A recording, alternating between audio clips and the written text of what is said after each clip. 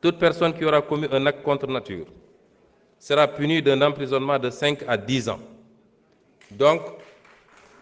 et d'une amende de 2 millions à 10 millions de francs. Loolu la ñu wax sans préjudice des autres peines. Si l'acte est commis avec un mineur, le maximum de la peine sera prononcé. Ñu ne le juge ne pourra prononcer le sursis ni réduire l'emprisonnement au-dessous du minimum de la peine prévue à l'alinéa 1 du présent article. Loolu verrouillé nañu juge bi ba moom ci boppam mënatul bàyyi nit mu dem. Ni mu tuuti 5 ans yi dina ko wax. Ni mu tuuti. Kon loolu soxlawoo criminaliser pour am ko. Ñu teg ci ni tout acte sexuel ou à caractère sexuel entre deux personnes de même sexe constitue un acte contre nature. Ñu définir ko, musuñu ko définir. Tout acte sexuel ou à caractère sexuel entre deux personnes de même sexe, ou tout acte sexuel à caractère sexuel commis par une personne de l'un ou l'autre sexe sur un cadavre humain ou un animal. Toute personne qui aura fait par l'un des moyens énoncés à l'article 248 l'apologie d'un acte visé à l'alinéa 3 du présent article sera puni d'un emprisonnement de 3 ans à 7 ans et d'une amende de 500 000 à 5 millions. Loolu newuloon ci loi bi weesu mooy apologie. Man bi may nekk député ensemble ji ko bi ñëw gis ma dama leen ne loi bi ni ngeen ma ko andilee doyaguma parce que une loi ne doit pas créer de l'insécurité juridique te loolu dinaa ci dellu si ma ne leen en tant que député du ma ko wote moo tax boobu wotewu ma ko woon suñ ko toggaatee nag ba mu mel ni mu war a mel kenn du ma ci njëkk ñu tegaat ni kon apologie bi ñay def la ñuy def dugg ci internet bi wala góor yi daje sol seen marinière def seeni truc am na ku ma ne ndax taaje boon bokk na ci loolu la ñu wax ne loolu bokkatuñu. Ensuite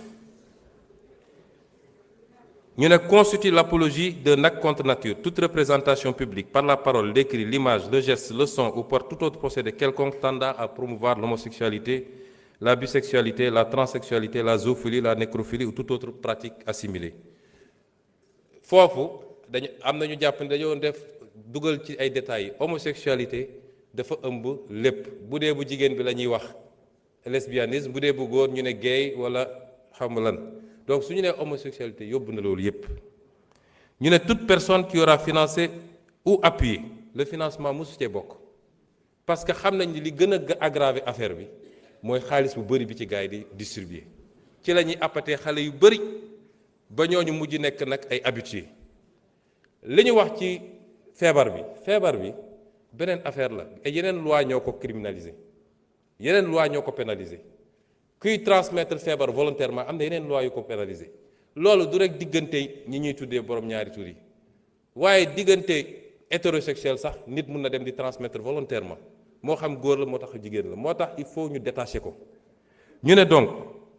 toute personne qui aura financé ou appuyé par quelque moyen que ce soit une personne, un groupe ou une activité en vue de promouvoir ou de magnifier l'homosexualité, la bisexualité, la transsexualité, la zoophilie, la nécrophilie ou toute autre pratique assimilée sera punie des peines prévues à l'alinéa 5 du présent article. Toutefois, n'entrent pas dans le champ d'application du présent article les actes accomplis par les structures et organisations de santé dûment agréées dans le cadre des politiques de santé. Loolu tam dafa am ñoo xam ne seen liggéey ci loolu la màcc ñooñu mënuñ leen boole ci loi bi may profité nag di wax ak nit ñi li xew ci réew mi rafetul nekk di génne ay bulletins de santé jàmbur le statut sérologique des gens ñooñu léeg-léeg dañoo am njaboot seeni doom ñemeetuñu dem école ce qui se passe dans ce pays-là est inadmissible. Instruction, secret de l'instruction amatul diggante enquête bi parquet juge d'instruction tous les PV sont dans la rue kan moo jox nit sañ-sañ mu ne diw am na cancer wala am na sida wala am na lii et ça ana procureur dañu war a interpeller tout de suite ñu koy def c'est des familles qu'on est en train de détruire par l'irresponsabilité de quelqu'un boo xam ne peut-être moom la mais doomam il n'a pas demandé ça léegi bu demee école ñu ne kii papam moo dafa am sida est-ce que moom amul sida au nom de quoi on le fait ak ñi nga xam ne dañoo jàpp ni ñoom la yàlla wàcce pour ñoom ñu wax ci lii ñoom dong am na ci ñu jàmbaar macha allah am na ci ñu ëppal moo tax am na ci kenn koo xam ne bi ma déggee ñu ne jox nañ ko sécurité dama ne ministre de l'Intérieur dama jëli sécurité bi parce que kenn sant ko muy génne ay liste di joxe ay turu jàmbur nañ waxante dëgg lii c'est une prérogative régalienne état ak ses structures ñoo koy gérer waaye xam naa liste beeg te suñ la nee andil preuve doo ko andil loolu tegul fenn nañu bàyyi loolu. ñu teg ci ni les personnes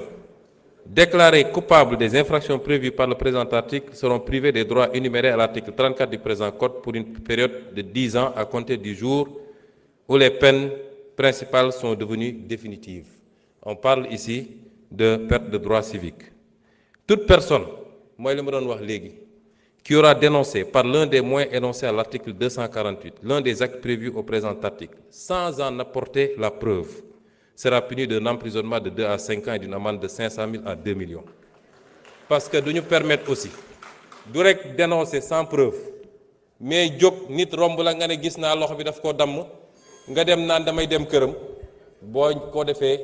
yoon dal sa kaw ñu ngi leen di gërëm di leen sant. Vous avez 2 minutes de plus, monsieur le ministre. Il vous reste 2 minutes, hein? Ouais, c'est 32 minutes.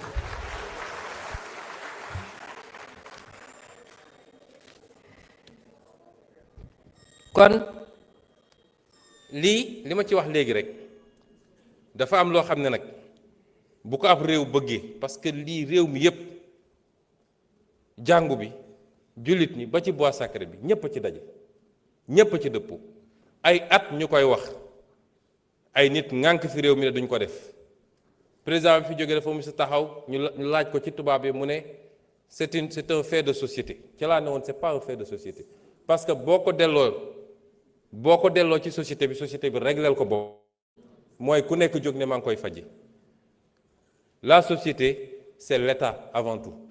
donc État bi moo war a jël responsabilité te bañ cee ragal nag te loolu ma ciy lancer un appel aux Sénégalais bañ koy présenté keroog ci benn bërëb dafa am kenn ci kilifa yu ñu liggéeyal ne le moment n'est pas bon ndax lii ñoom seen lobby dañu am doole ak fi ñu toll nii mun nañu dem ci FMI ci fii dégg nga maam def seen lobbying affaire yi ma ne ko ana yàlla ana peuple sénégalais waaye nag peuple boobu laay waxal ku ñaan am ay dirigeants yu souverain ñeme li ñuy def jiital seen réew da ngeen di def bloc derrière ces dirigeants là parce que fu la àdduna yépp songe wala ñu joxoñ la